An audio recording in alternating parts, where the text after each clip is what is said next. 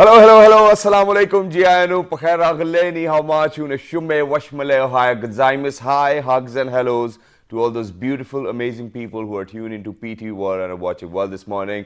Alongside me, myself, Shazad Khan, and the very beautiful and the very yellow Maha Maktoum. Hello, Maha. How are you? Good morning. Good morning. Welcome, everyone. Like Shazad said, it's a wonderful day. I'm very good, Shazad. How are you? I am absolutely perfect. Yes, but please don't say that on air as well. No, but I'm fine. it's like, this is the thing about the weekends, right? That's what they're there for. It's about experiencing, it's about letting loose. And Well, the thing is whether it has to be a weekend or not, but things like this are really unexpected. But then at the same time, yeah, leave it. Yeah, it's a very cool Monday morning, ladies and gentlemen, over here in Islamabad. There's a bit of drizzle out there as well.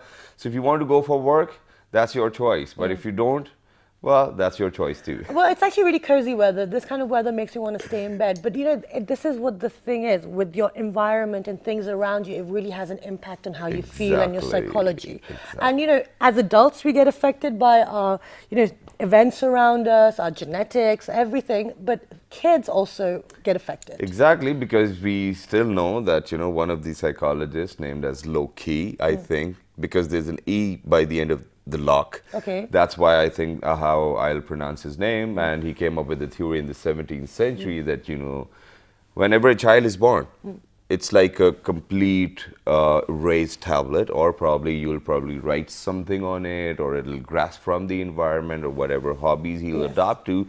So ladies and gentlemen, that's what we were talking about. We were talking about child psychology and the impact of the surroundings as well. Exactly. So it's the genetic, it's the familial, it's the cultural, and it's the interpersonal that shape us who we are. Like Shazad said, they're a blank slate. So whatever they see, whatever they experience, sight, sense, sound, is going to affect them. And also, how can we manage it, especially if there's some sort of genetic issues going on within a family or within a child? How do we approach it? What are the daycares within Islamabad and within Pakistan doing? And in regards to security and safety as well. So we're going to be touching on every aspect. And it's very important because a lot of our viewers are mothers or going to be mothers, or, they're fathers, not just mothers actually. Fathers, just like fathers me. also need to know these things. So, we're trying to get as much information out to you. So to discuss this topic, we've been joined by some wonderful people and very apt guests in the studio today. We've been joined again by Dr. Aiza Abid, who is an educational psychologist. Assalamu alaikum, good morning. Thank you for coming. Thank you so much for joining us. It's always a pleasure to have you on the show. Besides Dr. Aiza, we've been joined by Halima Sadia. She is an autism and behavior specialist at Shifa International. Assalamu alaikum, good morning. Thank you for joining us. Thank you for inviting me. Besides Halima, we've been joined by Samar Jabbar. She is CEO at Kids and Moms, which is a Montessori. Assalamu alaikum, good morning. You've got a very smiling face. Thank you very much for coming over here. Lovely. Besides Samar, we've been joined by Mohammed bin Masood, who is marketing head at Code Informatics. Assalamu alaikum. Good morning. I was struggling with pronouncing. I'm just very interested in what is Code Informatics. Code is basically a software house, but it's also a group of companies which has invested its time and money in different aspects. One of them is Kids and Moms. Very Wonderful. nice. And we're going to find out what you guys do and how it's all interlinked. So thank you so much. It's a very important show. So I'm going to start with you, Dr. Aiza. Child psychology, as we've briefly highlighted its importance. Why in this day, especially with this current climate, socially, politically, why is it important for parents to be aware? And what does it revolve around as well? Well, psychology is a vast field, and while we are studying the human being from so many aspects, the child has been neglected for a long time. And like you said, John Locke was the first one to mention that the child is a blank slate. Otherwise, we treated the child like an adult and dealt with the children accordingly. However, now we have come to understood that children, they get influenced by their environment, their surroundings, and their socio-emotional development, their cognitive development, their physical development. It is going in tandem with the parental support, the society, the environment around them, and it is critical to understand how children develop, the influences on their personality, and eventually the problems they may have as adults. They usually arise from childhood influences and childhood experiences.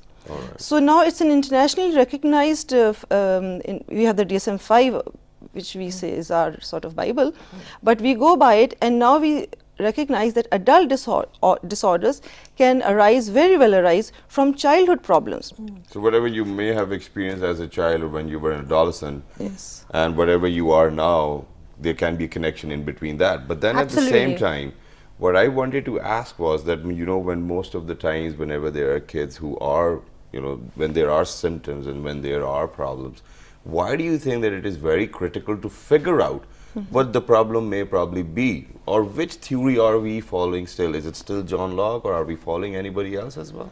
There are a number of theories, because we have Freud, then we have Piaget, he gave a developmental theory, a cognitive theory. So we have different schools of thought. I personally go by Piaget's theory because it's a very interesting. It builds upon the stages of a child, the mental development. And I have seen that also happening around in the children.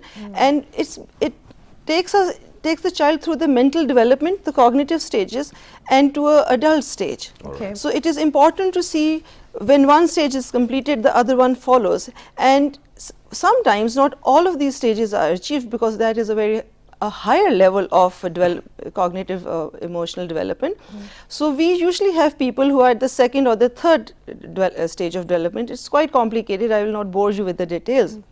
But basically, as we go through the stages, it all depends on how we are exposed to as many new things around us or not. The more our environment is restrained and controlled, and we are confined, and when the parents don't allow children to do many things, they don't develop the repertoire of skills. So, and today if you control your child too much, how can you expect him to be a confident person? Okay, wonderful. So that's one aspect of it as well. So, and also in our research as well, we were given Jean-Jacques Rousseau, who also said that children are not born good or like bad or Evil, or good. But however, there are genetic predisposition for a child to have some sort of illness. For one aspect is autism as well. So there are kids out there who are suffering with that. So let's bring that into the conversation as well, because that has a lot of relevance within Pakistan. So how does our genes affect us? Yeah. Well, in case of autism, we still do not know, right? A lot of research is being done, but I think we still need some time before we actually know what is causing autism. Coming to the behavioral issues in autism or in general, we do have children coming in who are on the autism spectrum, and children who are typically developing but having a lot of behavioral issues. Behavioral issues such as hitting, it could be self-injurious behavior, aggression, temper tantrum. I've seen typically developing children coming in my clinic. They're about 2 to 3 years of age, and they're actually like pinching on their parents' face, and amazingly, parents are okay with that, right? Because of lack of awareness. Absolutely, or they're just accepting it. I can relate to this. And can you? All right, okay. And I was fine we with won't it go as into details. Until now. Yeah. Because if a child is 2 or 3 and you're not defining the limits, what do you expect in future? Exactly. It's very important to define the limits at an early Okay, stage. we're going to talk about that, but I first want to highlight the issues that we are now currently facing within Pakistan. What are so you're working at a hospital. Yes. So what are you seeing? Your parents are coming in. What are the most common issues that you're seeing? Okay, I'm seeing a lot of children who are not properly socializing within their peer group or even with adults. Right. And Now, what you said was very general about the issue, the behavioral issues. Now, let's define that a bit more. So, they're not integrating. So, what does that mean? They're aggressive. Every child is aggressive. So, where do we draw that line? Or they do not sit down with other kids, or they. So let's be more specific. You see, if we discuss behavior is anything that we do. Like you're sitting, it's your sitting behavior. She's running a Montessori. She would be knowing a lot of children coming in. They just do not want to sit still. Right. So we start from basically their sitting behavior or command following or giving eye contact. We have children coming in who have reached gadgets. Gadgets are we'll talk about that. Certainly. I mean, we are just talking about childhood issues, but we as adults, we know what role the gadgets are playing. So amazingly, a parent would come in and would say he doesn't play with other children. When I call him, he's on his iPad and doesn't give eye contact, but he's at level 60 of God knows what. Okay. So, and they're apparently proud of it. Okay. All right. I don't really understand that phenomena because the they kids fail can use to the iPad at understand this that age. they're, you need to look at the problem. There's nothing to be proud of. Okay, so that's one aspect. So we have the difficulty. So let's move on to you, Summer.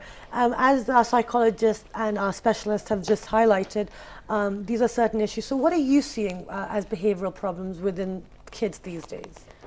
What I see is that parents these days have very less time to spend with their kids, and also the construction of our houses is just like they don't have any free area to play, and we've got really And our fancy. schools. Yes, Yeah, thank we've you. got really fancy setups at home and at schools, but we don't give them the opportunity to play and explore their self, Okay. their environment. Okay.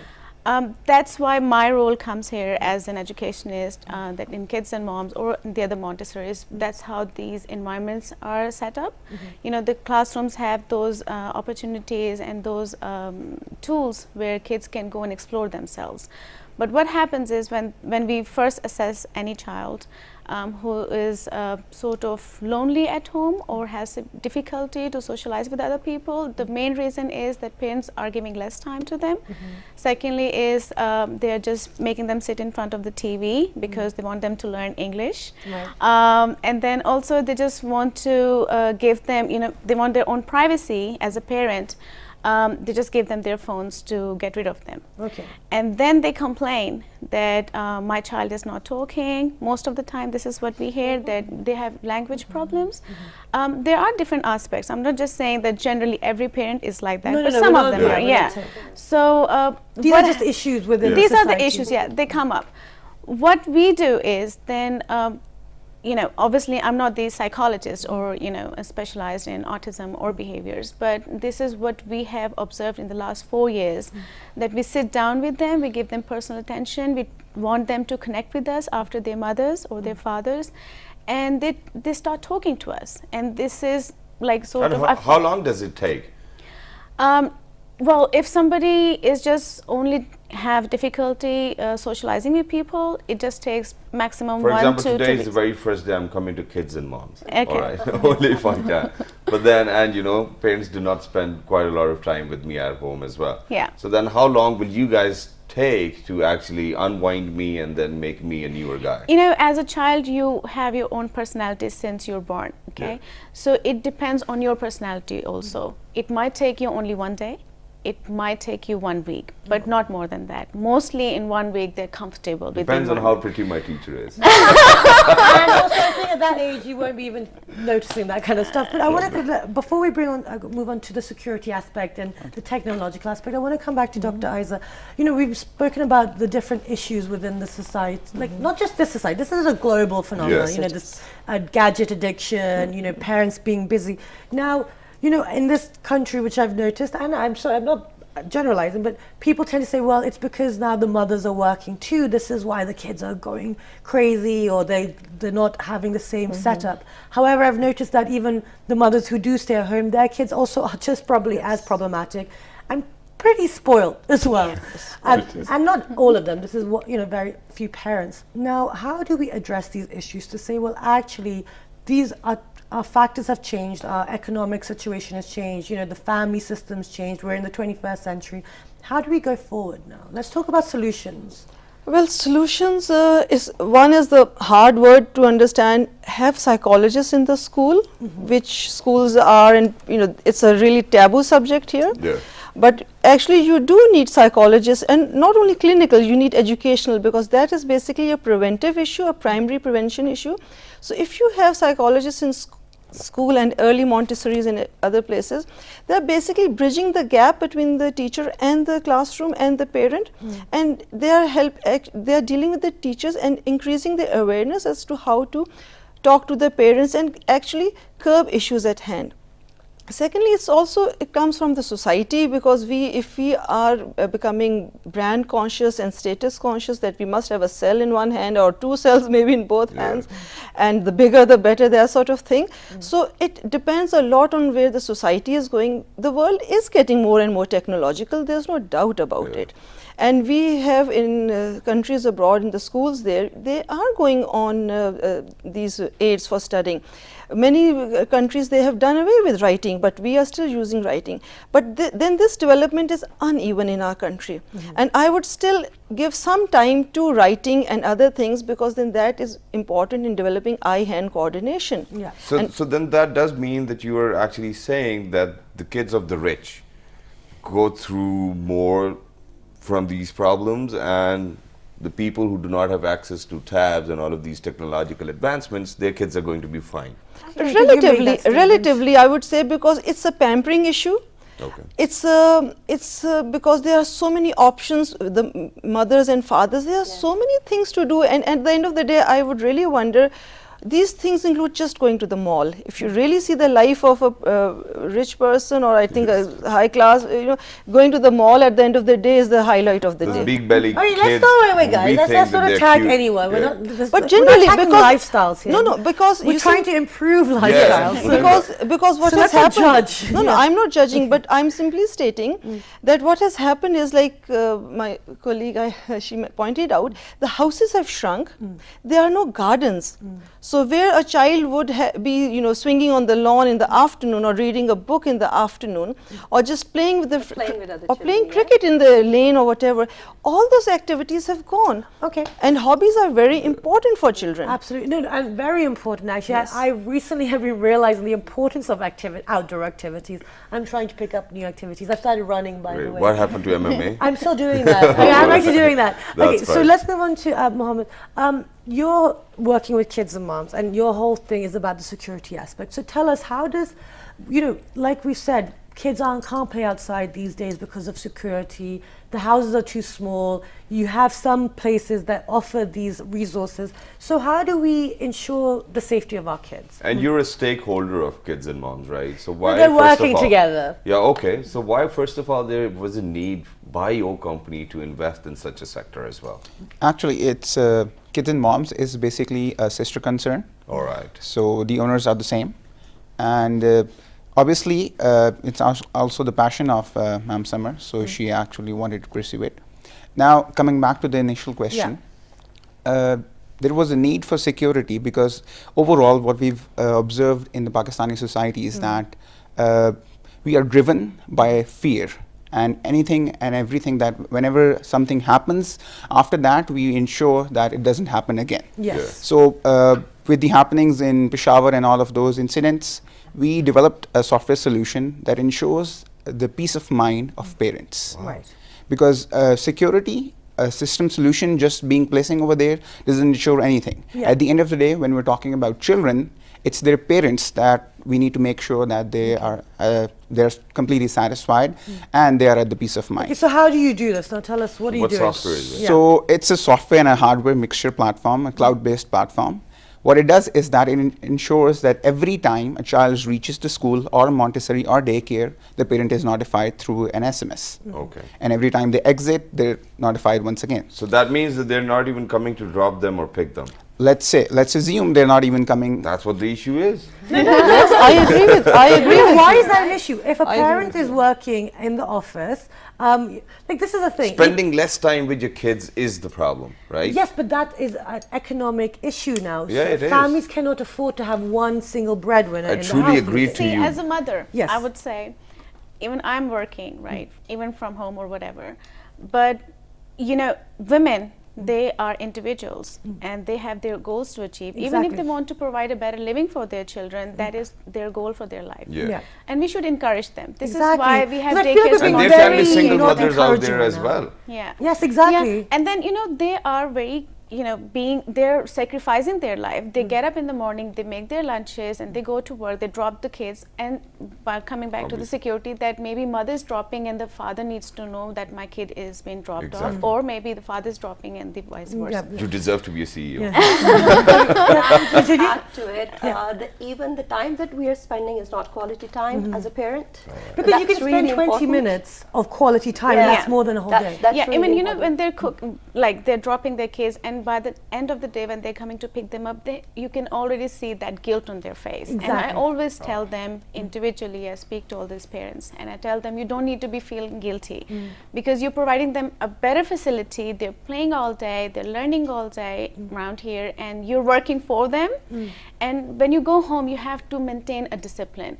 That's where we're lacking behind. I'm sure. Yes, exactly. We'll come back to that, but yeah, okay, then SMS. Yes, SMS for the parents. Okay, so SMS for the parents, that's one thing. And then obviously there are driver identification and other features which are standard. Great. Obviously this is coupled up with the biometric or smart card identification. So obviously every child in every school is given an identification. We've converted that identification into a software that actually executes all of this. So whenever a child comes in, it just taps his card and their parents are notified. Wonderful. Now, this is really state-of-the-art type. Is this very, are we, where are we on the level Is it of first of its kind in technology? Pakistan? Yes, it is first of its kind. Actually, it's not even practiced anywhere in Pakistan at the moment. No, I actually haven't heard of this yet. And I was also volunteering at a daycare, so this is really interesting. Now, in regards to the people that you bring in, Okay. now, so for example, Summers hired some people, so you guys are doing security. Does this technology fall into that as well for the carers and for the teachers within? Obviously, it does. You can actually integrate any employee or any child in it. So it's a custom solution, and it's cloud-based. It can be accessed from anywhere. But if I come back to the technology aspect, I want to mention one thing over here is that these days, these solutions, at the end of the day, we need to realize that these solutions are designed for parents. These solutions are designed for schools. The children, on the other hand, still need to be kept away, a little bit away from technology. Like previously, the psychologists were talking about how tabs and other technology gadgets are getting so much into children's life these days. What I read recently is that children should never even touch or use a child before the age of 11. Okay. Use technology. Yeah, I saw that commercial too, and I was about to mention about it, but since Maha was raising a finger, I was raising a finger too. We were both like, so we couldn't get time for that. Okay, so now in regards to this, you've mentioned something very important, Summer, and I'm really glad you did, about how within the schools, within the Montessoris, within certain organizations, they have got the system. You make them play, you give them a structure, they have activities, they meet people. Now they go home. Yeah. And then everything changes. And that's where you said that's where we're lagging. Now it is much more difficult to make sure that discipline your child because you're tired, you've been working all day, you have to cook, probably have to, feed people and stuff. And people like me, when they go back home, they just want to lie down. Exactly. Watch television. So now how do parents, I'm going to start with you, Dr. Isa, then I'll move on to you, Halima. How can parents buck themselves up? Because it is, you've all gone through it. It's exhausting after a whole day of work, and then your children run up to you and you're just like, please stop. Please sit down. Please. And if it's for the forte, please sit down. Okay, just a little tip. When you return from your workplace, just while you're in the car or somewhere, or like a lady used to tell me that there's a tree outside my house, and before I enter, I put all the thoughts and all those pressures and all those negative things and stresses, I leave them on the tree outside, and then I enter my house. So they're still hanging by the branch. She picks them up and on the way out. Yeah. So before you enter, give your either prepare yourself in the car or whatever, or when you enter, you can have your spouse tell your spouse, okay, I need 15 minutes, have my own time, and then I'll be with the family. And so that then that is one way of getting rid of all the office stresses or whatever. Secondly, I would just like to say one thing. The world has changed. We are changing. Now this whole technology thing and the internet and everything, our generation, or I would say your generation, the family systems have changed, the couples are working, we have no servants, so the lifestyles have basically changed. If you can understand this fact that now it's a nuclear family no matter what happens, so accordingly your food habits need to change also, your living styles. If you are still expecting if the husband is expecting to be waited hand and foot by the wife and have a cup of tea appear whenever he wants and have his clothes all pressed, it may not be possible, and it is putting stress on the wife. Yeah. Because if you have a fleet of servants, one can do that. But if you want a modern lifestyle where you want to work, the wife wants to work, so either you have a 5-6 digit salary where you have all this, and then you get frustrated if you don't have it.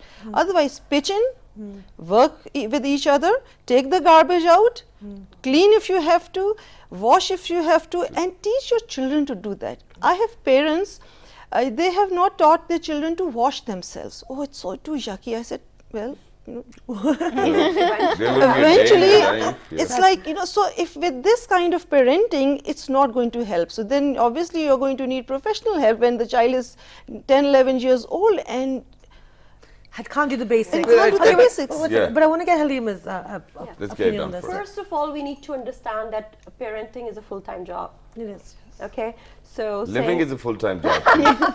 yeah, altogether. Yeah, but first, if we understand that parenting is a full-time job, and don't take me wrong, I'm not against women working, but If you were, I was going to say, come on, pick up your mic. research shows that women who are working part-time are happier mothers, happier workers. Yeah.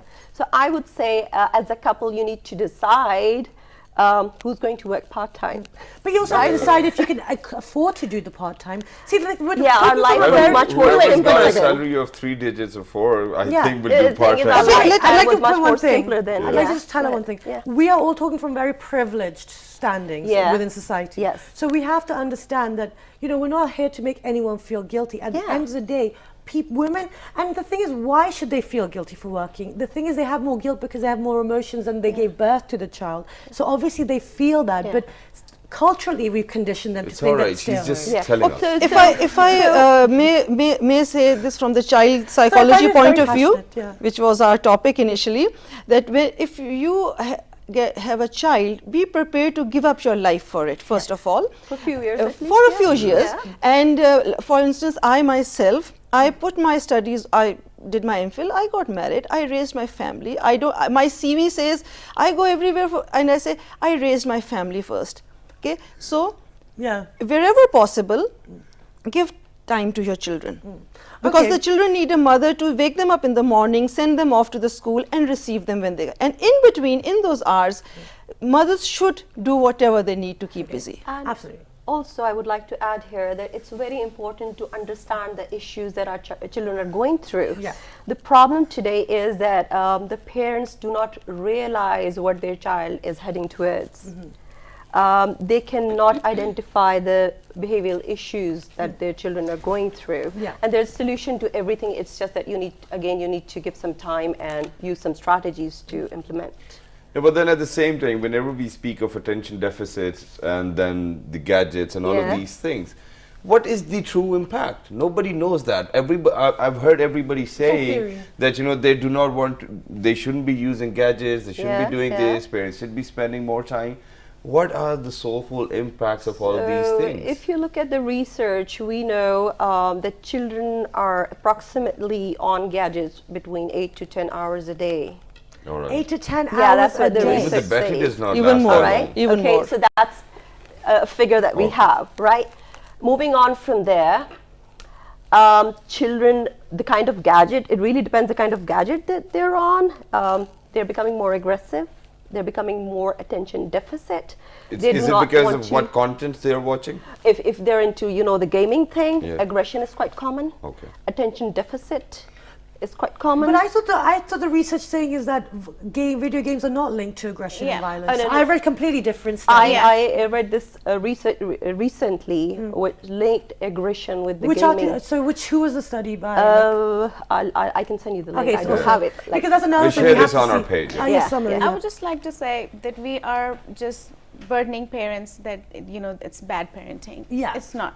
You know, this is where I think the education system has to be, you know, playing their part over Absolutely. there, okay? As a mother, I can say my daughter uses iPhone, my daughter watches TV, right?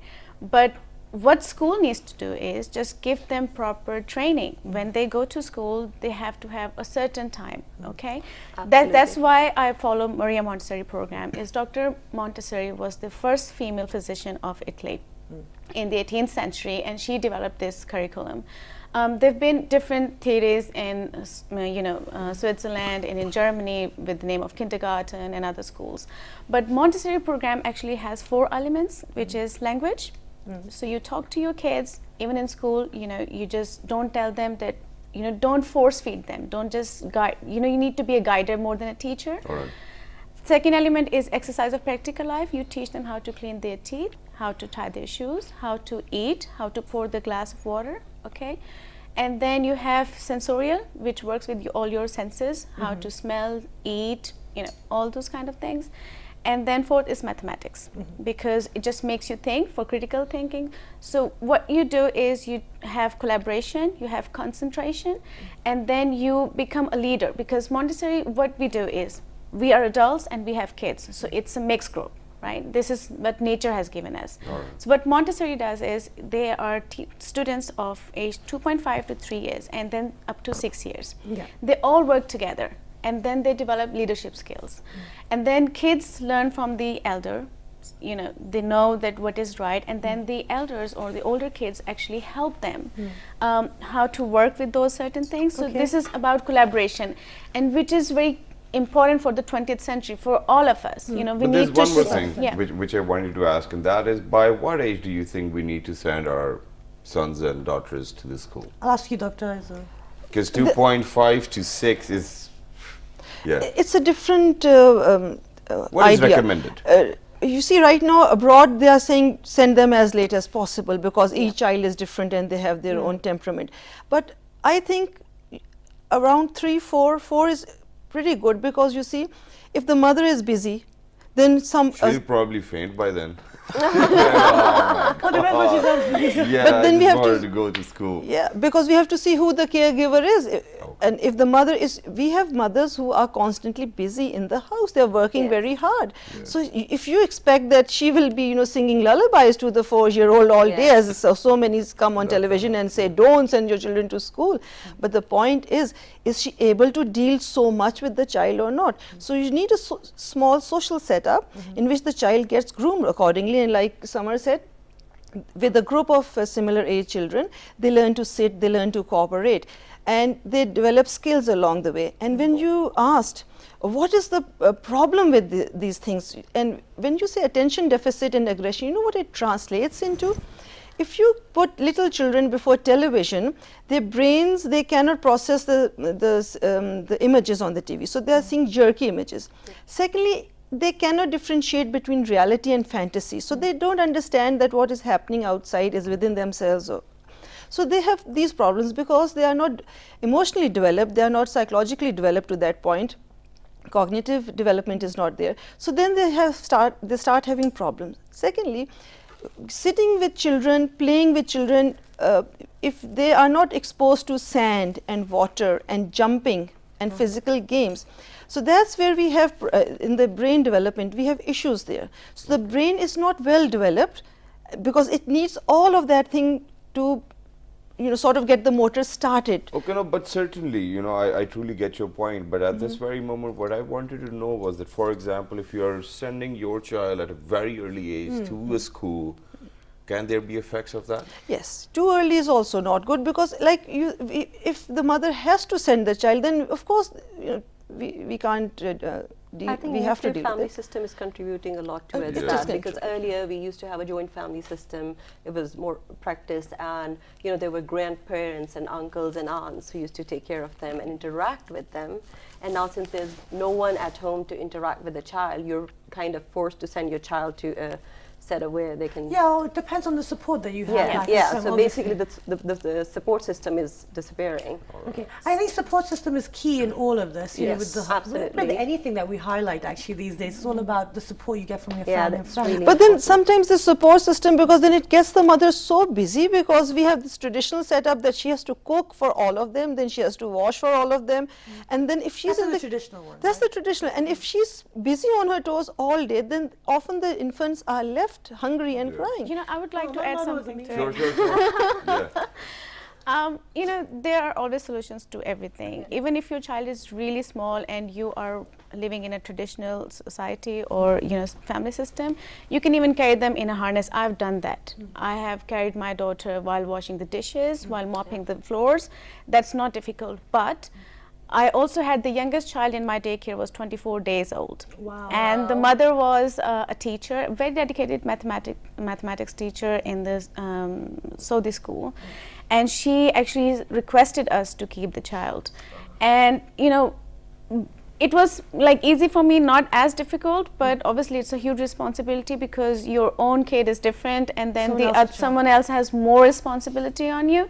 But then, if we say, no, I'm sorry, we can't do that as, community service, what do you think that mother would do? She would give up on her career, which is, I would never encourage because, yes, being a doctor, being, from a privileged family, we can afford not working for a few years maybe. But for a mother who actually is working and she's very dedicated and she doesn't want to lose her position and she wants to achieve something and maybe she wants to be a CEO by the age of her child when he or she is 7-year-old, maybe 4 years old. What's wrong with that? There's nothing wrong with that. But then at the same time, for example, whenever we have a 24-day-old kid, do we send a message that the baby's crying or the baby's been fed up or, all the pampers changed? Because if we Is the start going code working? if we go towards the newborns as well, because obviously their security is something completely different. So what And then the SOP is going to be different as well. Yeah. Actually, I'll answer that too. Say something, Summer. Yeah, he'll say. well, the thing is, to us as marketing expert, what we do is that we cater to the company, we cater to the organization. We don't exactly cater to the individuals that come to the kids and moms. So every program that we design for kids and moms basically caters to kids and moms alone and not any specific. Can you say that one more time in a sentence? who you're working with? You said it 3 times. Great marketing. Okay, so what happens is that she used to visit like every 2 hours to feed the baby and to, so our responsibility is to keep him safe and, protected, change his pampers and, when he's sleeping, just, keep an eye on him because there's nobody at home to do that. But she would come and feed them. Themselves, yeah. Okay, great. Right. No, I saw that in another daycare. No, I'm just wanting to ask, sending your children to school on a... Sorry. It's fine. We're teasing each other a lot today. Shazad, It's all right. It's all right. Okay, so now sending your children to the school or the Montessori at a certain age, what should one do? Like Shazad said, is there a certain age? Do they have to, like Montessori, can you send a 2.5-year-old to a school? It's a Montessori basically. What would you suggest, a daycare or a Montessori school? 2.5 is a little early because Well, I then it's think, asking too much from the children because then it's a very forced routine and a rigid routine and then what happens is sometimes the teachers and the structure can be very harsh. So 3.5 is pretty good and you can have play dates at home or and socialize as much as you can at home. Okay, and one, because we are running out of time and I realized that we didn't highlight this. What I've noticed and this is within Pakistan, because in England, if you don't do so well and get bad grades, they're like, okay, fine, you're just going to have a tough life. Yeah. Over here, there are consequences and repercussions for getting bad grades. So there's a lot of fear We call element. it chantas as well. Chappal. I've heard about them. The chappal therapy. And he's touching his face. No, so now this whole fear-based learning, which I've seen in a lot of schools, you got 90%. Oh my gosh!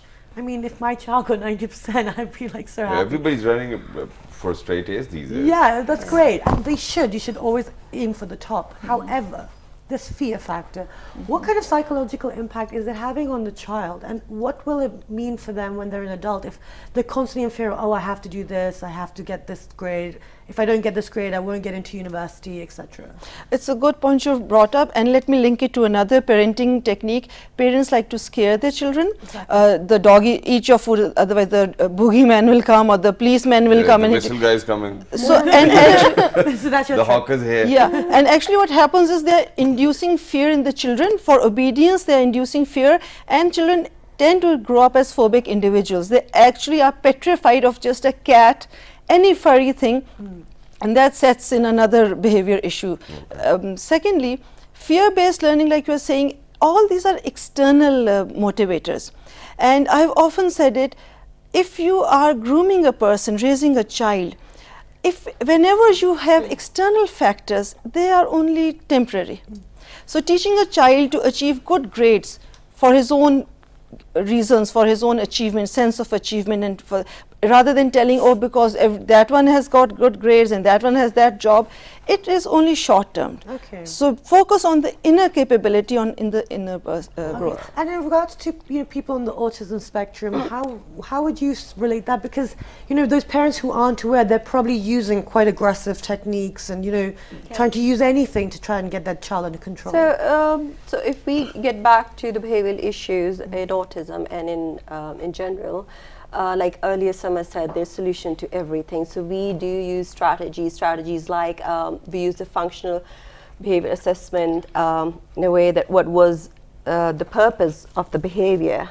So we assess that, and we call it an ABC technique. A stands for antecedent, and then B stands for behavior, and C stands for consequence. Right. So what happened exactly before the behavior, and what was the response after the behavior, which is going to determine whether the behavior is going to reoccur or not. Right. Similarly, we use different techniques like, let's say, if the child is trying to get your attention and having some behavioral issues in terms of, constantly crying for something. Let's say he has a candy lying somewhere and constantly crying, and that candy caused that crying. If you give that candy to that child right away, that behavior is coming back again very soon. Yeah. Right. Whereas if you tell the child, okay, you ask nicely for the candy and you'll get the candy, so you're giving a substitute to the child. Similarly, I'm just giving you small examples. Again, restricting the use of gadgets, limiting the time or conditioning it, and in some cases using the gadget as a reinforcer. You fix your bed and you can watch the TV for 5 minutes. But isn't this then it's like that whole you These are command and different- like reward type situation? There are Isn't different that also negative? approaches. Not every approach is going to work for every child. Right. So as a specialist, you need to assess what is going to work for a certain child. I'm not saying that this one strategy is going to work for No, like no, 100 I'm children. not saying that. What Yeah. I'm saying is that actual strategy, I thought that there was quite a lot of Reinforcement? Yeah. Very from individual to individual. that's what she said. Actually, what the purpose of this is, it's a whole psychological theory behind it. It's the purpose from one simple task, eventually it is to generalization. Absolutely. So you are actually doing 5 minutes maybe means, okay, you do this task, and whatever task you do, eventually you broaden the rewards and you broaden you delay the reward, so basically. So from instant gratification, you go to delayed gratification. Yeah. We truly get So- there. Thank you very much for Great. saying that. But Thank you anything so you want much. to add on to? Last I but would not just the say, least. yeah, there have been kids who are scared of toys and all these things. So first of all, I would just totally request all the parents that do not scare your kids from anything, anything, not even from a toy, from a ball, from dark. Let them be explorers. Let them do anything, and then appreciate that little miracle you have. I think we all are blessed to have children around us. Okay, so Thank we you really very ran out of time completely, but thank you so much. It was absolutely, really very fascinating. And today we highlighted the behavioral problems with kids. We highlighted what the parents should be doing as well in order to minimize the behavioral issues and also to make a better, happy family life. The only thing which I would love to say over here is that please make sure that you as a gardener look after your kids as flowers, and please make sure they do not lose their scent. That's it. That's beautiful. Anything you guys want to know, please write to us on our Facebook fan page, which is with the name of Well, this morning. on Twitter, Well, this morning without a on G. Daily Motion and YouTube. Well, this morning. And remember us all in your prayers, and the fabulous repeat is going to be at At 5 past midnight. till the next time. 1, 2, 3. Good morning.